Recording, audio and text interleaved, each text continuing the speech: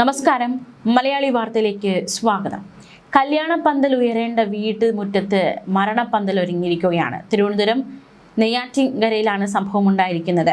ദേശീയപാതയിൽ അമരവിളയ്ക്ക് സമീപം ഗ്രാമത്ത് KSRTC bus എതിർദിശയിൽ വന്ന കാർ ഇടിച്ചു തെറിപ്പിച്ച അപകടത്തിൽ കാർ ഓടിച്ചിരുന്ന പ്രതിശ്രുത വരൻ മരിച്ചു. നടൂർ കൊല്ല സ്വദേശി AS അരുൺ കൃഷ്ണനാണ് ദാരുണാന്ത്യം സംഭവിച്ചത്. 26-കാരനാണ് ദാരുണാന്ത്യമുണ്ടായത്. സ്വകാര്യ സ്ഥാപനത്തിൽ ഡ്രൈവറായിരുന്നു അരുൺ കൃഷ്ണൻ. ഓഗസ്റ്റ് 23-ന് വിവാഹം നിശ്ചയിച്ചിരുന്നതാണ്.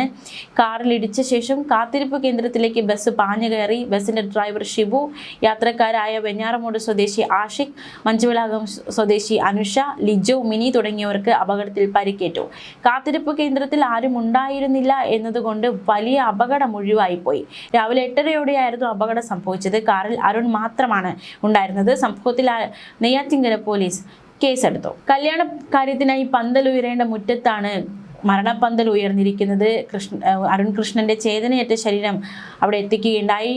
വലിയ രീതിയിലുള്ള ഒരു ദുഃഖം തളം കെട്ടി നിൽക്കുന്ന സാഹചര്യമായിരുന്നു. ഉറ്റവർക്കും മാതാപിതാക്കൾക്കും മാത്രമല്ല സഹോദരിക്കുമൊന്നും ഈ കാഴ്ച താങ്ങാനാവുന്നതിലും അപ്പുറമായിരുന്നു. ഒരു പ്രദേശം ഒന്നാകെ തേങ്ങുകയാണ്. 2 മാസം കഴിയുമ്പോൾ, കൃത്യമായി പറഞ്ഞാൽ ഓഗസ്റ്റ് 23-നായിരുന്നു അരുണും അതുപോലെ തന്നെ മരുതത്തൂർ സ്വദേശിനിയായ പെൺകുട്ടിയുമായുള്ള വിവാഹം നിശ്ചയിച്ചിരുന്നത്. പക്ഷേ വിധി മറ്റൊന്നായിരുന്നു കാത്തിവച്ചിരുന്നത്. ബസ് അപകടത്തിന്റെ രൂപത്തിൽ അരുണിന്റെ ജീവൻ കവരുകയായിരുന്നു.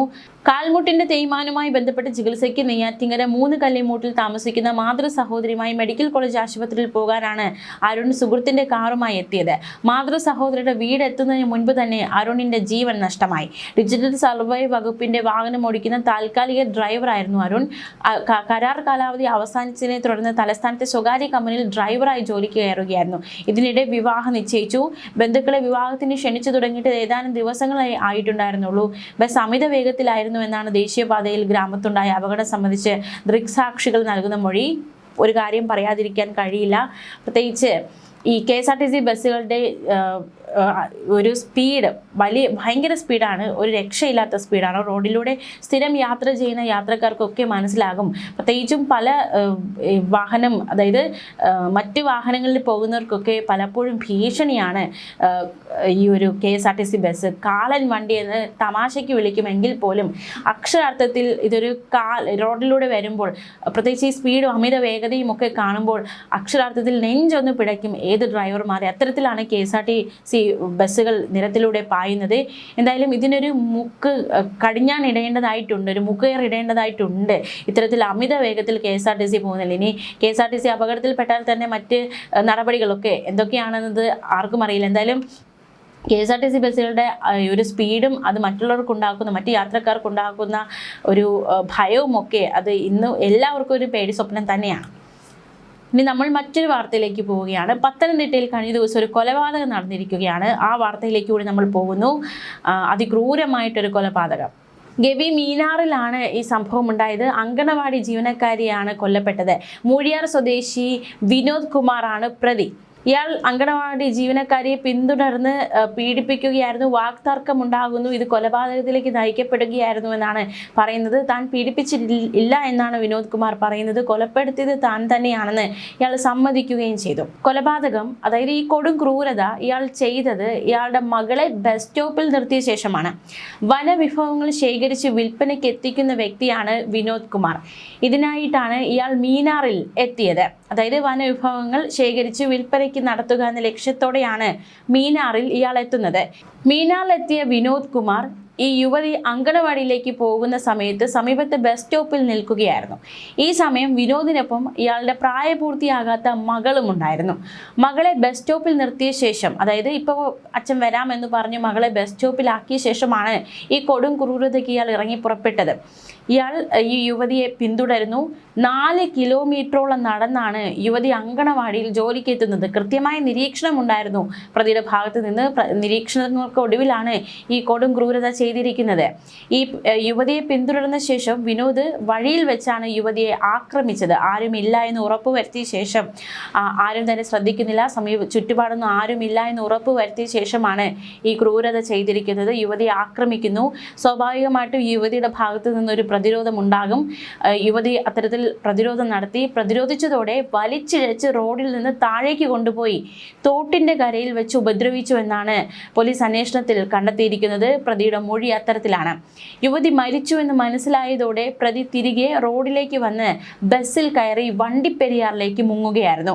യുവതി അങ്കണവാടിയിൽ ജോലിക്ക് എത്താത്തതിനെ തുടർന്നാണ് നാട്ടുകാർ ഇതുവരെ വരേണ്ട സമയം കഴിഞ്ഞു, വിളിച്ചിട്ട് ഫോണിൽ കിട്ടുന്നില്ല, അങ്ങനെ എല്ലാവരും കൂടി തിരച്ചിൽ നടത്തുകയായിരുന്നു. മാത്രമല്ല ഒരു ഫോൺ കോളും ഏറെ നിർണായകമായി. ഈ സംഭവം നടക്കുന്ന സമയത്ത് ഒരു ബന്ധുവിനെ ഫോണിൽ വിളിച്ചുകൊണ്ട് വരികയായിരുന്നു, സംസാരിച്ചുകൊണ്ട് വരികയായിരുന്നു.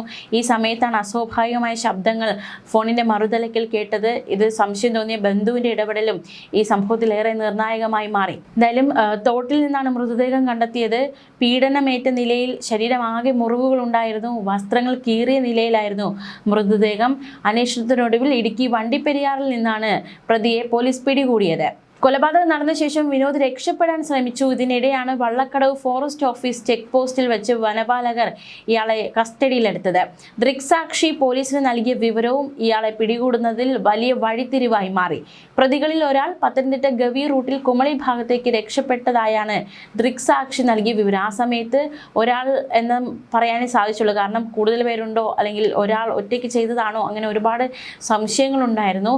വള്ളക്കടവ് ചെക്ക് പോസ്റ്റിൽ ബസ് തടഞ്ഞാൽ പ്രതിയെ കിട്ടുമെന്ന വിവരം ഈ ഒരു ദൃക്സാക്ഷി തന്നെ വ്യക്തമാക്കുകയുണ്ടായി. അത്തരത്തിൽ നടത്തിയ സമയോചിതമായ ഇടപെടലിലൂടെയാണ് പ്രതിയെ വേഗത്തിൽ തന്നെ, അതായത് കൊലപാതകം നടന്ന് മണിക്കൂറുകൾക്കുള്ളിൽ തന്നെ പിടികൂടാനും അല്ലെങ്കിൽ പ്രതിയിലേക്ക് എത്താനും സഹായകമായത്.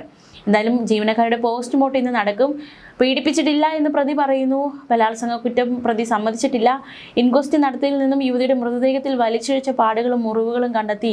വസ്ത്രമൊക്കെ കീറിയ നിലയിലായിരുന്നു. അതുകൊണ്ട് തന്നെ പീഡനം നടന്നിട്ടുണ്ടോ എന്നൊരു ചോദ്യമാണ്. പോസ്റ്റ്മോർട്ടത്തിന് ശേഷം മാത്രമേ വ്യക്തമായ വിവരം അറിയുവാൻ സാധിക്കുകയുള്ളൂ. പ്രതി വിനോദിനെ റാന്നി കോടതിയിൽ ഹാജരാക്കും. വാക്ക് തർക്കത്തിനിടെ യുവതിയെ തള്ളിയപ്പോൾ തല കല്ലിലിടിച്ചുവെന്നാണ് പ്രതി നൽകിയ മൊഴി. 2 മണിക്കൂറോളം ചോദ്യം ചെയ്ത ശേഷമാണ് പ്രതി കുറ്റം സമ്മതിച്ചത്.